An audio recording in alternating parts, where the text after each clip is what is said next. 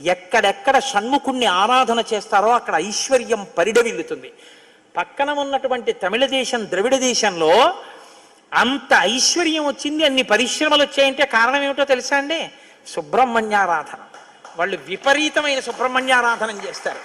సుబ్రహ్మణ్య ఆరాధనం చేసినా, షణ్ముఖుడికి ప్రదక్షిణం చేసినా, ఆయనకి నమస్కారం చేసినా జ్ఞానము, ఐశ్వర్యము, సంతానమునకు క్షేమము, ఆయువు, ఆరోగ్యము అన్నీ కలుగుతాయి. అంత శక్తివంతమైనటువంటి సర్గ ఈ షణ్ముఖోత్పత్తి సర్గ.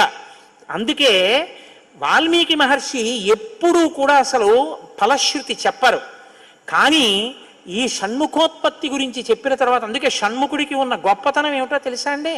ఆయనకి ఒక గొప్ప విజయాన్ని సాధించాడు షణ్ముఖుడు ఒక్కడే. శైవ వైష్ణవాలు రెండూ కూడా వియ్య వందేట్టు చేశాడు.